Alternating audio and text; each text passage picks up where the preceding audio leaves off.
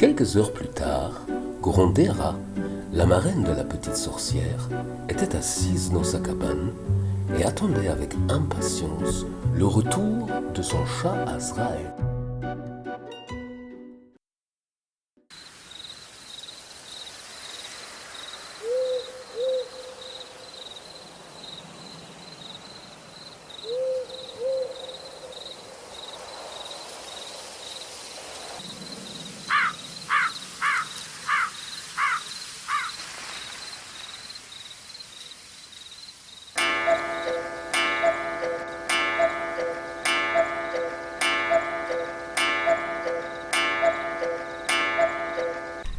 « 8 heures déjà, et Azraël n'est toujours pas rentré. Qu'est-ce qu'il fait, ce satané matou? Il doit encore traîner avec sa bande de bons à rien, ces minables de chats de gouttière.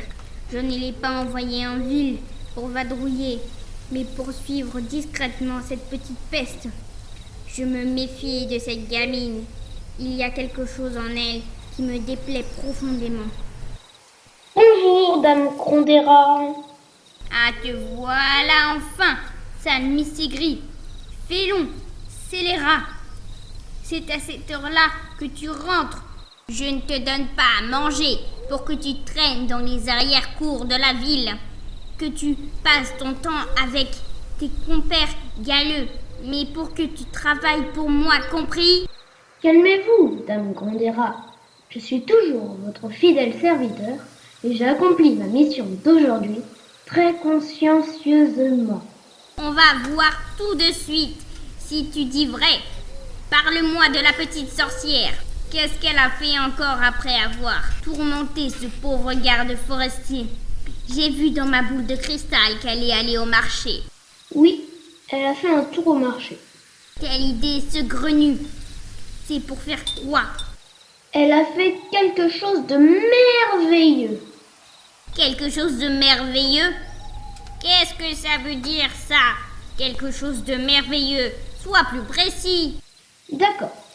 Alors voilà. Sur ce marché, il y avait une pauvre petite fille qui vendait des fleurs en papier. Ou plutôt, elle essayait d'en vendre. Mais personne n'en voulait. Normal, des fleurs en papier en plein été. Quelle petite idiote! Oui, mais alors figurez-vous que la petite sorcière a fait en sorte que ces fleurs sentaient bon. Sentez bon? Oui, merveilleusement bon. Mieux que des roses ou n'importe quelle vraie fleur. Du coup, tout le monde en voulait et la petite fille en a vendu et vendu. Mais ce qu'il y avait de plus étonnant, c'est que son panier ne se vidait pas. Tout le monde était heureux. Mais celle qui était la plus heureuse, c'était la petite fille. Ça m'a fait chaud au cœur. Avouez que c'est une histoire touchante, non? Ici, très touchante ton histoire, très touchante. J'en ai les larmes aux yeux. Tu as bien travaillé aujourd'hui, Azraël. Tes informations me sont très précieuses. Je suis contente de toi. Maintenant, mange et va te reposer près du feu. Demain, je te donnerai d'autres instructions. Merci, dame Grondera. Merci. Quel nigaud ce chat! C'était merveilleux, tu parles.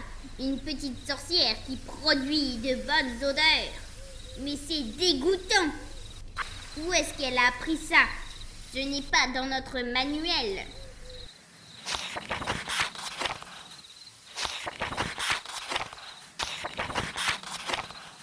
Trouve pas. C'est louche tout ça. Très louche. Va falloir que je la fasse suivre de près celle-là. De très près.